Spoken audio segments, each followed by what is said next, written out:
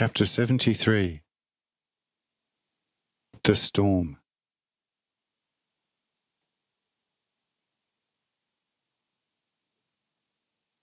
As the preliminary noise of the fast approaching storm becomes ever stronger and more threatening, and almost a complete darkness begins to spread over the sea and over the whole area, the more fearful begin to head into Uran's tents, and no longer have any joy in remaining outside with me.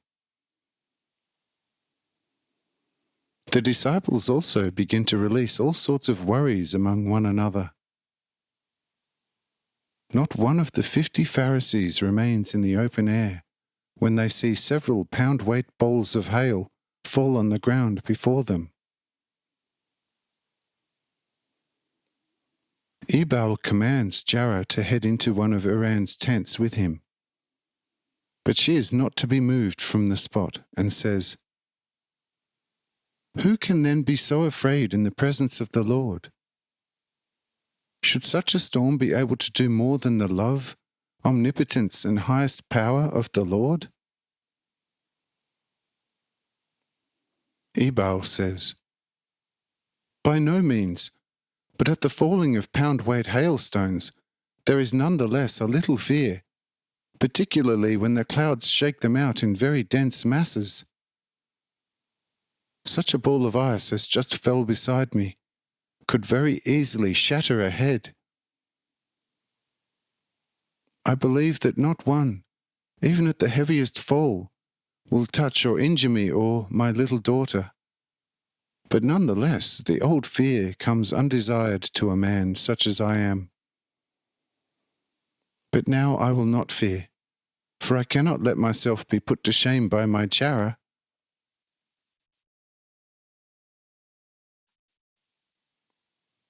Now it really begins to hail, somewhat more heavily.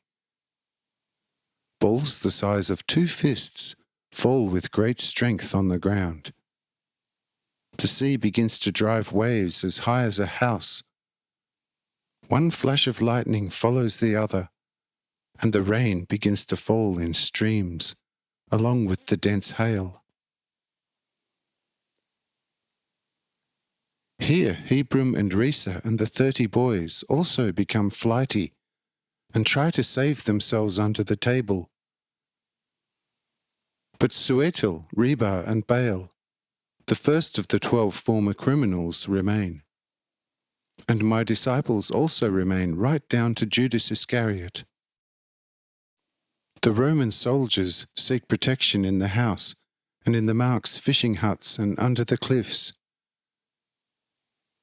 But immediately next to me are Cyrenius, Cornelius, Faustus, Julius, Philippold, Kisjona, Ebal, and Jarrah, Raphael and Joso, then 11 disciples, old Mark with his 2 sons, and also Mathael with Uran, Rob, Boz, Misha, and Zar.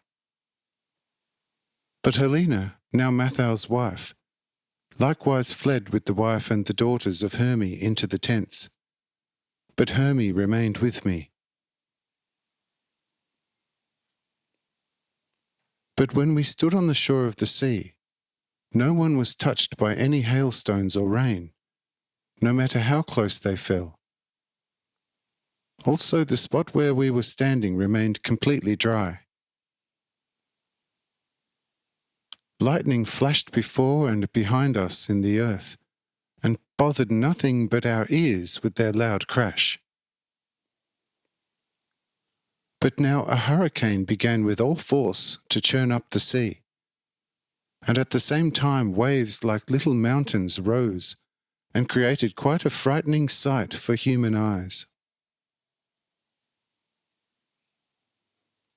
Then Mark said, "Lord, I have now become an old man and have seen and enjoyed storms in Calabria and Sicily, but such a genuine Noah's storm has never happened to me before.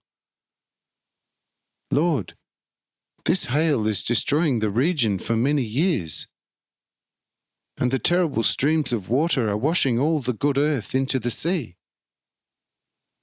That will give the poor people quite a business. And this story will not stop, but instead it is becoming heavier and denser. Those over there under the table will drown if they don't stand up. The tables do not protect them anymore anyway, since they have been hit many times. Lord, how much longer will this storm last? I say, it has not yet even properly begun.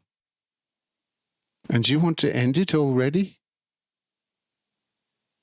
When it strikes around, then you will see its strength. In any case, don't worry about this storm. If it was not necessary, it would give way at a sign from me. But it is necessary for the maintenance of the earth, as the eyes are necessary for you to see. Therefore, let's allow it to storm itself out.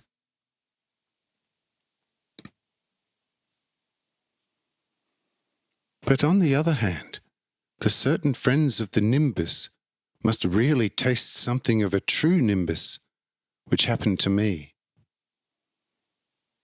Look over there at how they peep out from the openings in the tent, and cannot understand how we are capable of standing so well protected in the open air.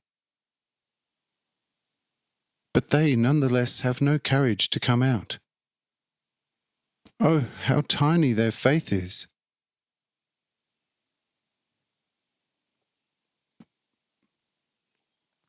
Mark says, "That's all right, but what will the poor people live on? For you see that the never-ending hail is destroying everything, and the floods are carrying all the earth into the sea. And thousands of people and animals are being hit, and those that escape with their lives will later succumb to starvation. That is really a little too harsh and too heavy a punishment, carried out with the very heaviest whip in the world.